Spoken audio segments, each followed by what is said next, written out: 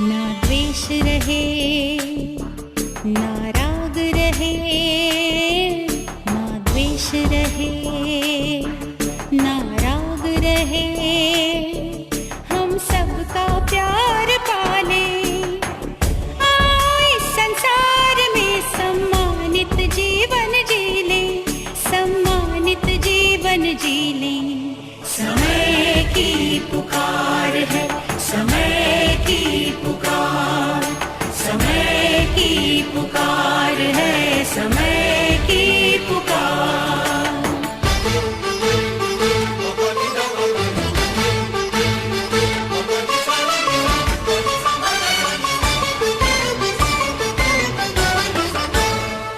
हाँ, सफल है करना वक्त हमें, जीवन में दृढ़ता लाए, प्रेम सरस रस बरसाए, दृष्टि में दिव्यता लाए, दिव्यता लाए। मन में रखें हम क्षमा भाव, जन जन का आदर कर ले। आओ इस संसार में सम्मानित जीवन जी ले, सम्मानित जीवन जी ले। समय की पुकार है, समय। ओम शांति। आज 17 अप्रैल 2021 की वाणी। बाबा के महावाक्य। मीठे बच्चे, बाप के पास जो वक्खर यानी सामान है, उसका पूरा ही अंत तुम्हें मिला है। तुम उसे धारण करो और कराओ। प्रश्न। त्रिकालदर्शी बाप ड्रामा के आदि मध्य अंत को जानते हुए भी कल की बात आज नहीं बताते हैं, क्यों? उत्तर। बाबा कहते, बच्चे, अगर मैं पहले से ही बता दूं तो ड्रामा का मजा ही निकल जाए। यह लॉ नहीं कहता। सब कुछ जानते हुए मैं भी ड्रामा के वश हूं। पहले सुना नहीं सकता, इसलिए क्या होगा, तुम उसकी चिंता छोड़ दो। गीत मरना तेरी गली में, जीना तेरी गली में। ओम शांति। यह है पारलौकिक आत्माओं का बाप। आत्माओं से ही बात करते हैं। उनको बच्चे बच्चे कहने की प्रैक्टिस हो जाती है। भल शरीर बच्ची का है, परंतु आत्माएं तो सब बच्चे ही हैं। हर आत्मा वारिस है, अर्थात वर्षा लेने की हकदार है। बाप आकर कहते हैं, बच्चों, तुम हर एक को वर्षा लेने का हक है। बेहद के बाप को बहुत याद करना है, इसमें ही मेहनत है। बाबा परमधाम से आए हैं हमको पढ़ाने। साधु संत तो अपने घर से आते हैं, वहाँ कोई गावड़े से आते हैं। बाबा तो परमधाम से आए हैं हमको पढ़ाने। यह किसको मालूम नहीं है। बेहद का बाप वही पतित पावन गॉड फादर है। उनको ओशन ऑफ नॉलेज भी कहते हैं। अथॉरिटी है ना। कौन सी नॉलेज है? ईश्वरीय नॉलेज है। बाप है मनुष्य सृष्टि का बीज रूप, सत चित आनंद स्वरूप। उनकी बड़ी भारी महिमा है। उनके पास यह वक्खर यानी सामग्री है। कोई के पास दुकान होता है, कहेंगे हमारी दुकान में यह वैरायटी है। बाप भी कहते हैं, मैं ज्ञान का सागर, आनंद का सागर, शांति का सागर हूँ। बाबा के पास कौन से सामान है? शांति, प्रेम, आनंद, जो दुनिया की किसी दुकान में नहीं प्राप्त हो सकता। मेरे पास यह सब वक्खर मौजूद है। मैं संगम पर आता हूँ डिलीवरी करने। जो कुछ मेरे पास है सब डिलीवरी करता हूँ, फिर जितना जो धारण करे। बाबा दाता है, बाबा भर भर के लुटाता है। हम कितना ले पाते हैं वो हमारे ऊपर है। बाबा कहते जितना जो धारण करे अथवा जितना पुरुषार्थ करे। बच्चे जानते हैं बाप के पास क्या क्या है और एक्यूरेट जानते हैं। आजकल किसको अपना अंत कोई बताते नहीं है। किसके पास कितना धन माल है दूसरे को नहीं बताएंगे। गाया हुआ है, किनकी दबी रही धूल में किनकी राजा खाए। बाबा कहते यह सब अभी की बात है, आग लगेगी सब खत्म हो जाएंगे।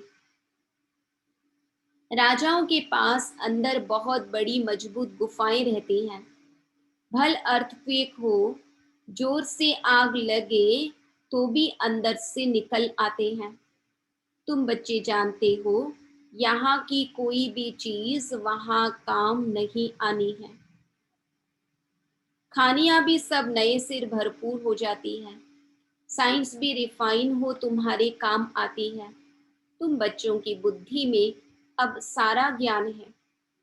बच्चे जानते हैं हम सृष्टि के आदि मध्य अंत को जानते हैं। बाकी अंत का थोड़ा टुकड़ा है जिसको भी जान जाएंगे। बाबा पहले से ही सब कैसे बता दे। बाप कहते हैं मैं भी ड्रामा के वश हूँ। जो ज्ञान अब तक मिला है वही ड्रामा में नूंद है।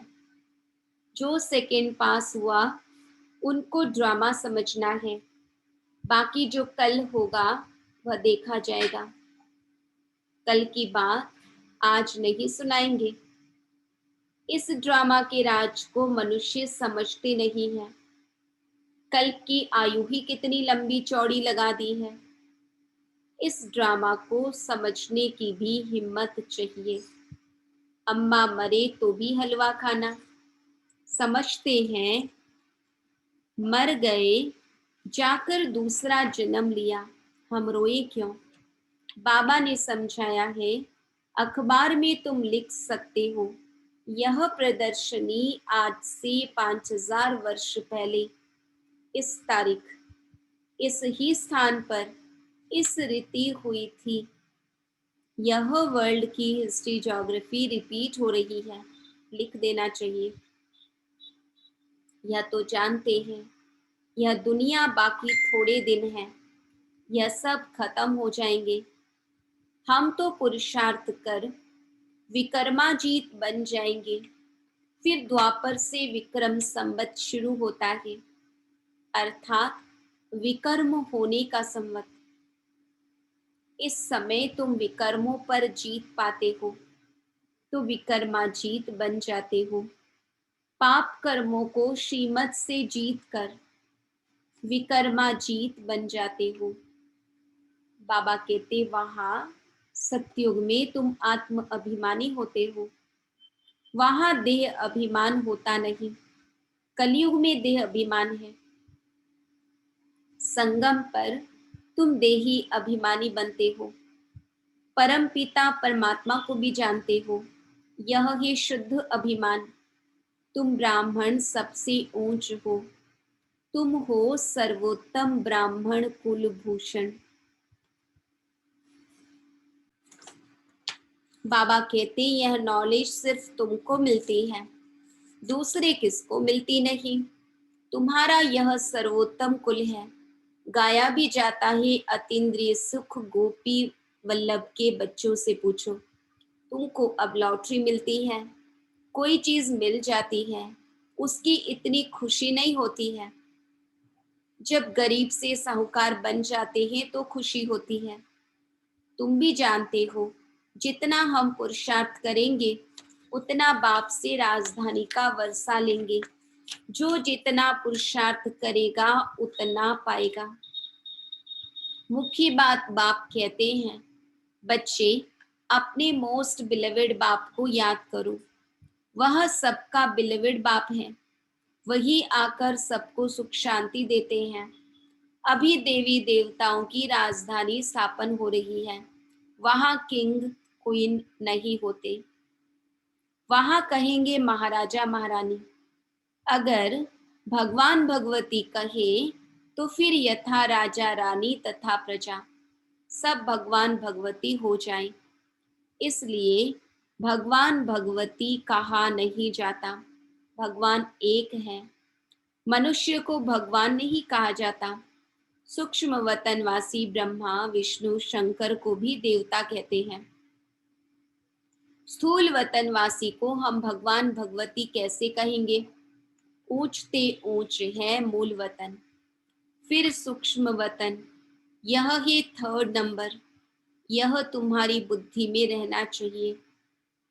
हम आत्माओं का बाप शिव बाबा ही है, फिर शिक्षक भी है, गुरु भी है, सुनार, बैरिस्टर आदि सब हैं।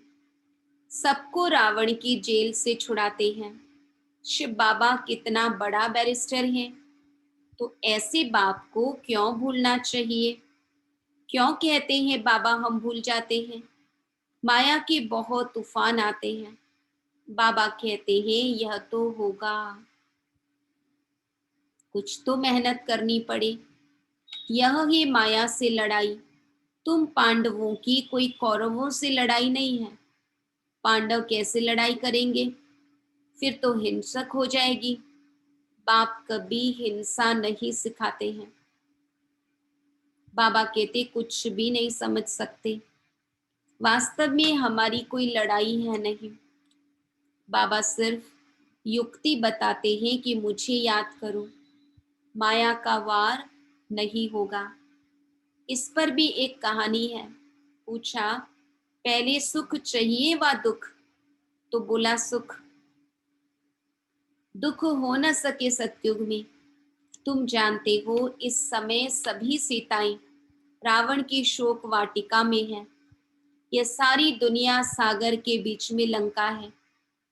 अभी सब रावण की जेल में पड़े हैं। सर्व की सद्गति करने के लिए बाप आए हैं। सब शोक वाटिका में है। स्वर्ग में है सुख, नरक में है दुख। इसको शोक वाटिका कहेंगे।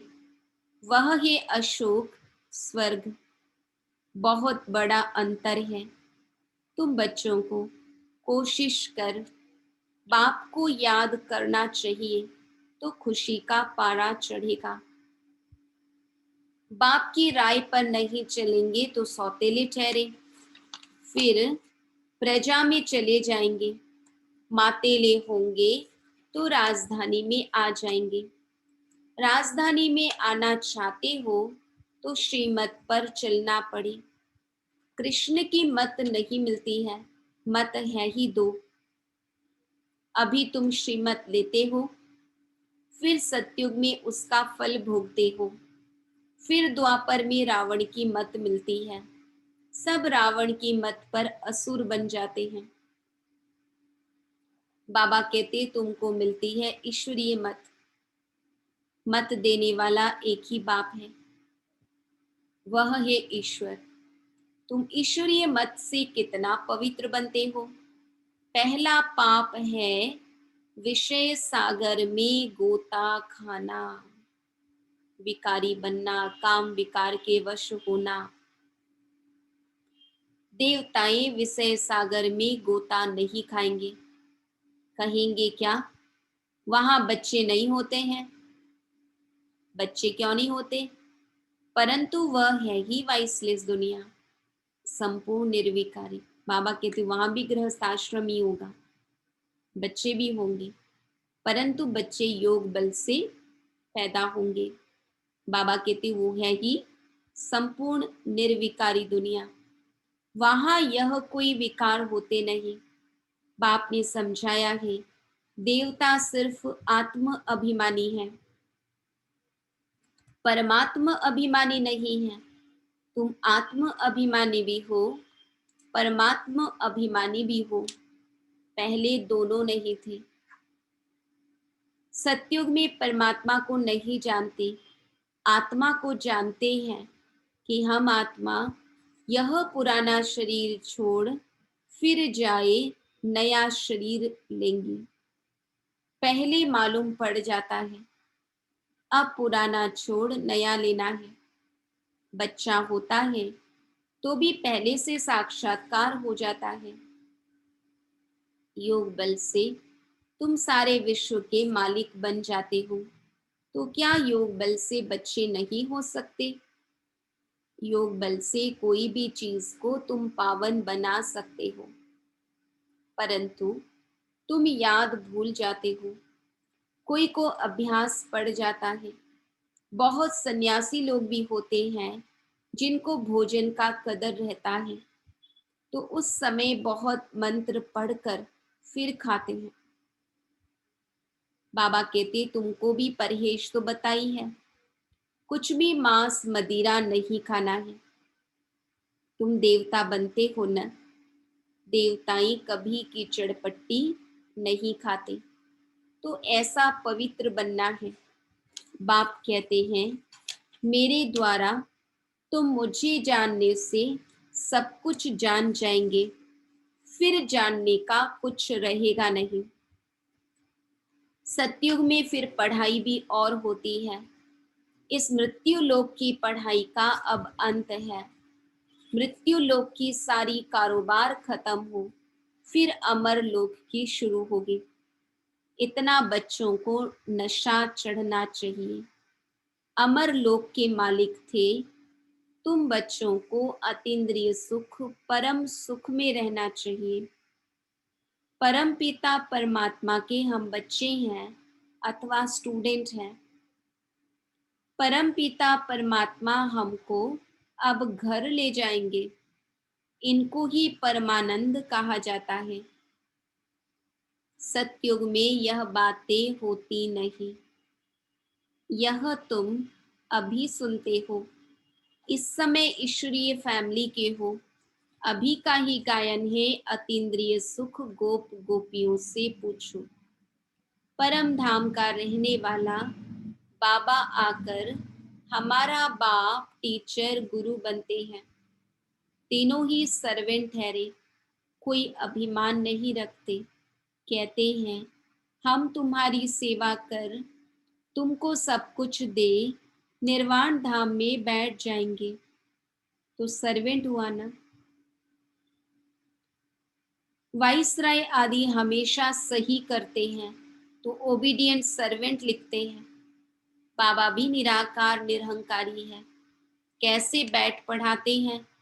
इतनी ऊंच पढ़ाई और कोई पढ़ा न सके, इतनी पॉइंट्स कोई दे न सके। मनुष्य तो जान नहीं सकते, इनको कोई गुरु ने नहीं सिखाया। गुरु होता तो बहुतों का होता, एक का होता है क्या? यह बाप ही पतितों को पावन बनाते हैं। आदि सनातन देवी देवता धर्म की स्थापना कर रहे हैं। बाबा कहते हैं मैं कल्प कल्प कल्प के संगम युगे आता हूँ। कहते हैं ना बाबा हम कल्प पहले भी मिले थे। बाप ही आकर पतितों को पावन बनाएंगे।